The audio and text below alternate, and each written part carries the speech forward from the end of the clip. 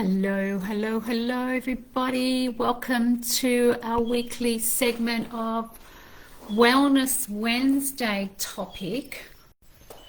If you're here live with me, let me know in the comments. I would love to know who's watching and have your input on this very, interesting, but also very challenging, I believe this topic is, because we often don't want to admit some of the things that we tell ourselves. And today's topic is about the woman in the mirror. How do you really talk to yourself when nobody is listening? And so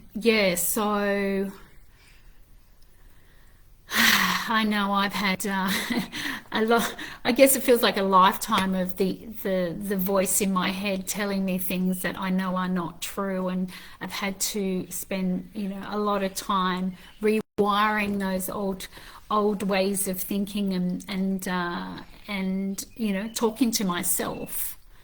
But before we get started, I'd love to invite you to just take one slow breath with me and one long exhale together as we land into this space, as always, connecting. So hand on heart. This is a big conversation today, and I know for me, I've been busily in the background creating lots of wonderful things, and I'm taking this time just to be with you and have this conversation. So breathing in and slowly breathing out. Can you feel? I can feel my heart beating. Can you feel yours? Because today we're going to go somewhere personal, actually. So somewhere quite honest. And I want you to feel safe enough to go there with me. As I said, this is a big conversation. But today I'd like to start with a question. And you've probably been seeing my post around this topic today and some honest questions I've been asking in the group. But I'd like to ask you this. If the way that you spoke to yourself were played out loud for everyone else to hear in the room, would you be comfortable with that? With what they heard you saying about yourself? Let's let that land for a moment. Because I know for me, most people would be horrified in the past about the things I used to say about, or to myself about myself. It's absolutely normal. It's not a character flaw at all. Basically, it's a pattern that we all have running. And we've had it running for a very, very long time, even without us realizing it. It's been running based on our experiences about what we've witnessed over the years, what we've heard, what we've seen. And it's been running from a very young age.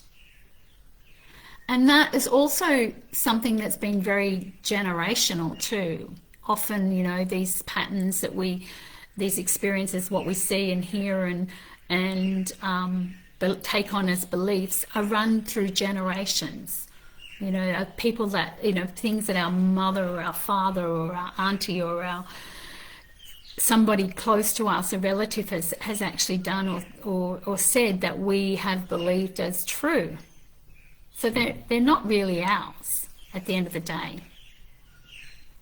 I wanted to acknowledge what we talked about last week too, the permission, that whole conversation that we had around the permission to rest, giving ourselves permission to rest.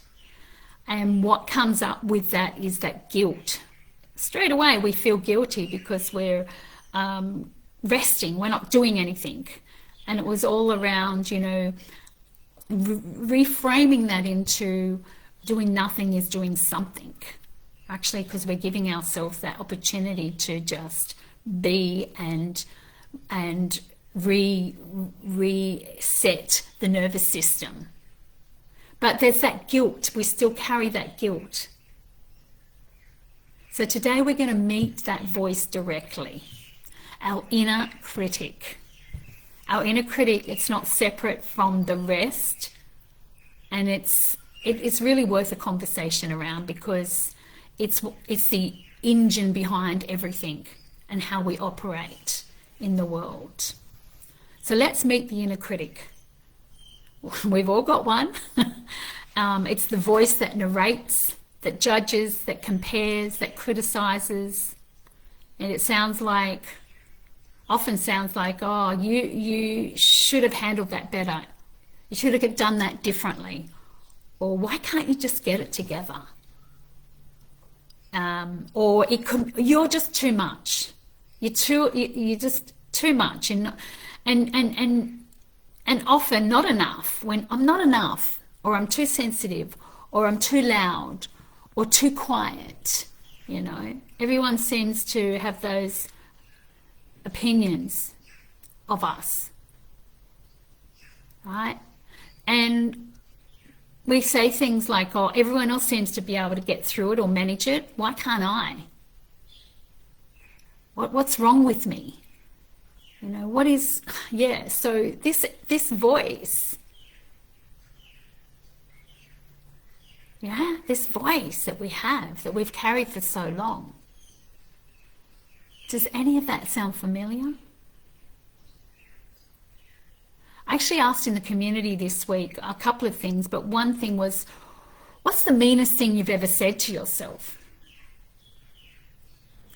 And I know I had to reflect back, because I've had to do a lot of work with this inner critic over the years. And I reflected back, and I used to say to myself, oh, you're stupid.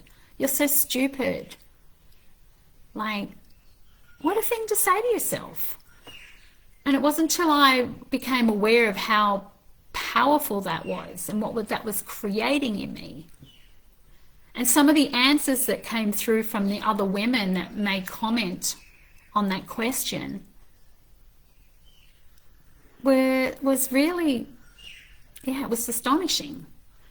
And this is why I want to normalize, because it's an automatic programming that we've been carrying.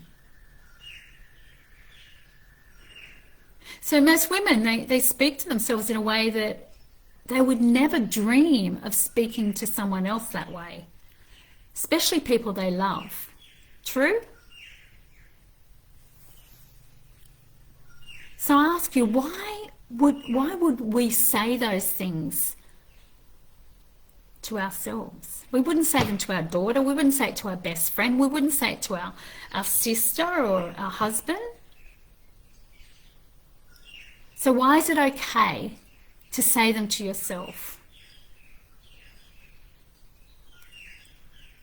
Yeah.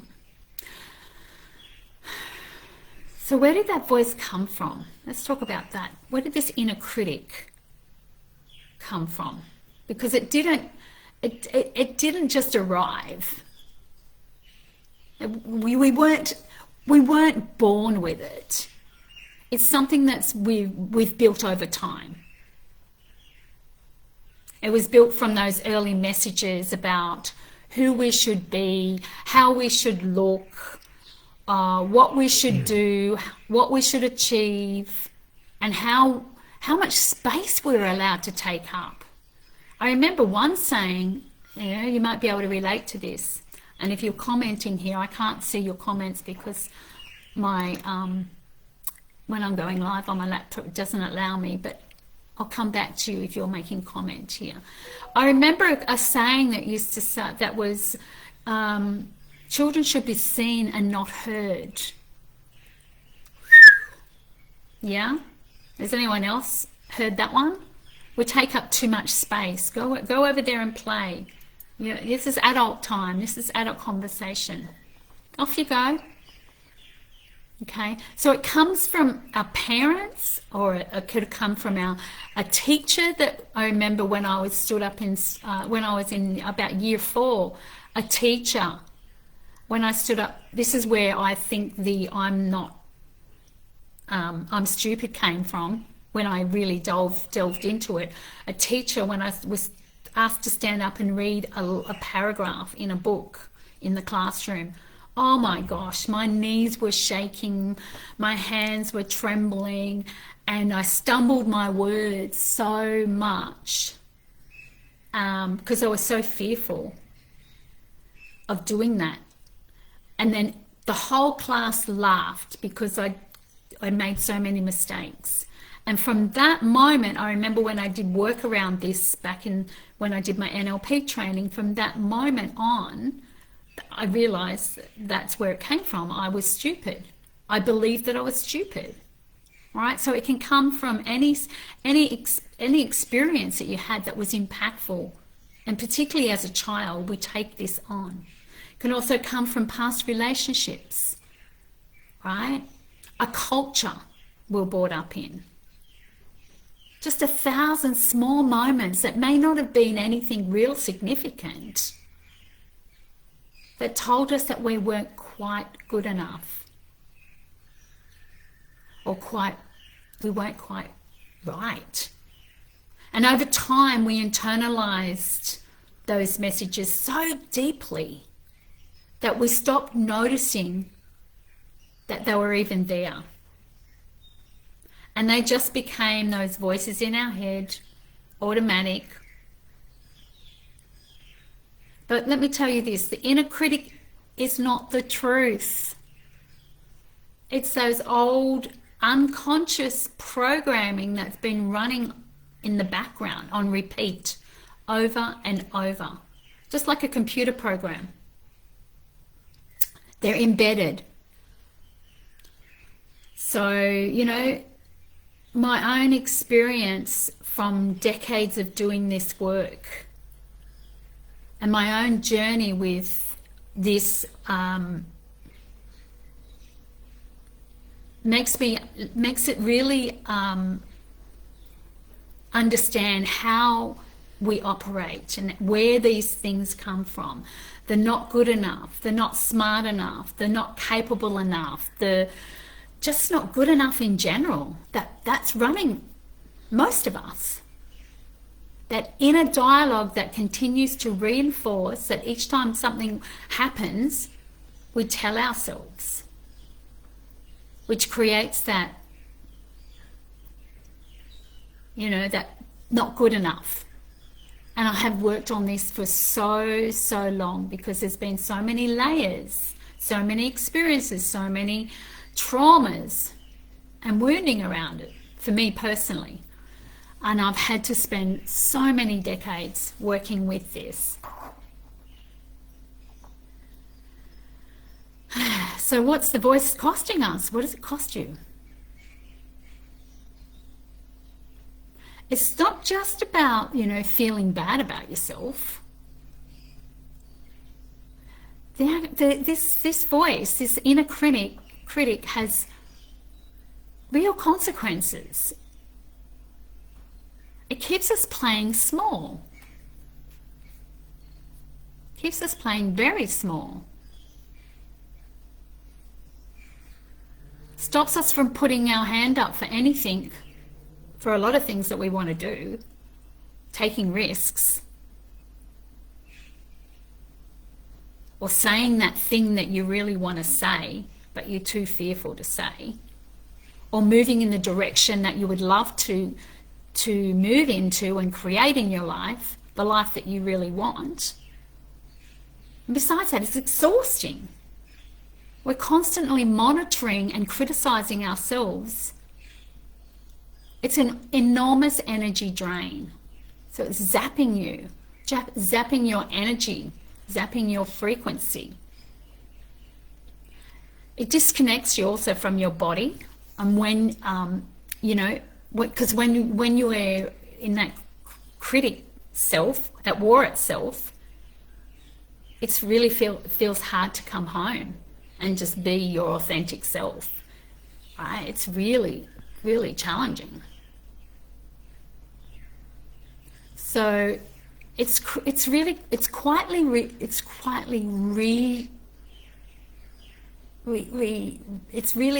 affecting all areas, every relationship, how you let people treat you, how much you ask for, how much you believe in yourself. So many areas. It shapes all of your life, to be honest. So let me ask you this. Is there an area of your life where you can see your inner critic, the inner critic's been running, where it's been running the show? Is there an area in your life where you can see the inner critic running in the show? Just ponder that. Think back. How am I really holding back from doing what I want to do, being what I want to be, feeling what I want to feel, unapologetically? Your authentic self. See, the goal isn't to actually like silence the inner critic. That doesn't work. I've tried that. I've tried pushing it down. Because we know that what we resist persists, correct? So the intention here is to just notice it, to name it, to call it out, and just choose, and then choose a different response to it. Like, learn to be your own inner witness of what is coming up for you and what you're saying. Because words have power. And as I said, they shape every part of our life. So just observe that inner critic without getting pulled into it, without becoming it. And when that inner critic voice starts, instead of believing it or fighting it, right? Because it's not true. It's something that we've, as we said, we programmed over time. Instead of doing that and fighting it, just notice it. Ah, get curious. There's that voice again. Aha. Named it. Right? Noticed it first, then name it. There's that not enough story again. That's debilitating me. That's not enough story. And just respond with compassion and care. And curiosity. That's interesting. Where did that come from? I know it's not mine. Interesting, fascinating. Yeah, get really fascinated. Because as we know, I always say that awareness is the beginning of everything. You cannot change what you cannot see. So you're calling it out and you can see it. And you're responding with love and care and curiosity. And this is why, you know, the work I do and the NLP is so powerful. And it's when I started to really unravel my inner critic through pattern interrupt, through reframing, through the parts work that I did. And this is exactly the kind of work that I do with women today. Because sometimes we can't always see it ourselves. So having that self-compassion instead of the self-judgment, yeah, that's not letting yourself off the hook. That's calling it out. That's being aware. That's really wanting to change it. And choosing to speak to yourself in a way that you would speak to someone else you deeply love. So this week, catch yourself. Practice catching yourself. When that inner critic speaks, take a pause and ask, would I say something like this to someone I love? And if the answer is no, what would you say instead? What one kind word in that moment can you interrupt the years of the pattern? And you know, this is a practice. Like I always say, it's a practice. It's a practice of doing differently. It's not a flick of a switch. It's a relationship that you slowly rebuild.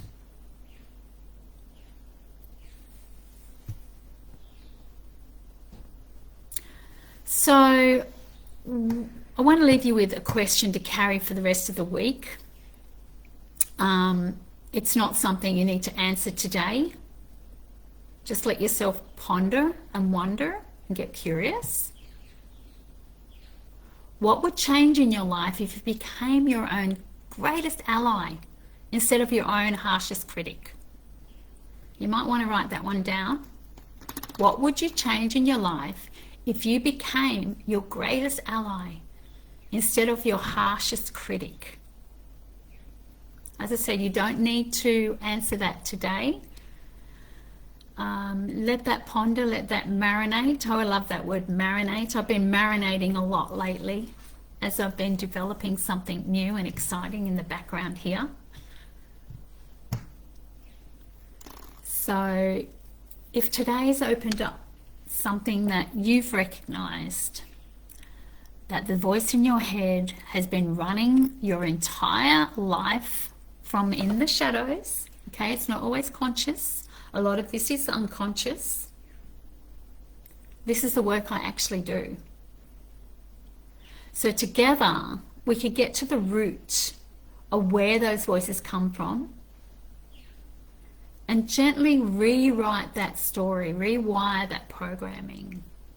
Because I know for me today, looking in the mirror is totally opposite to how I used to look in the mirror and talk to myself.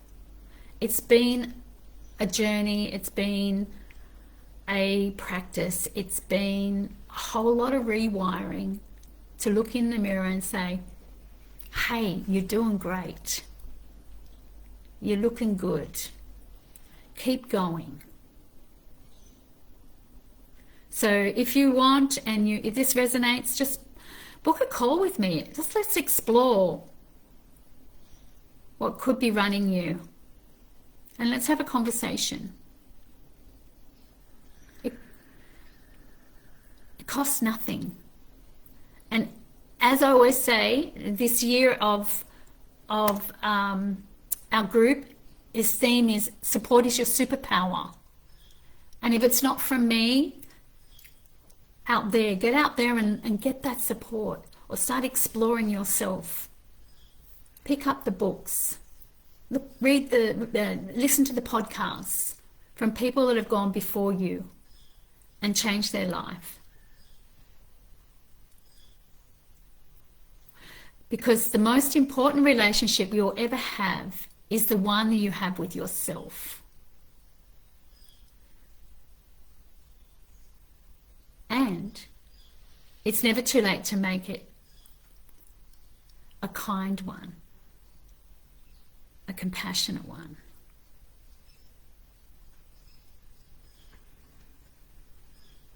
So if this resonates, reach out, send me a DM, make a comment. There's so much more to explore around this. The topics we talk about are just really the surface. So looking forward to seeing you on our Monday morning manifestation meditation. If you missed last week's, go get it.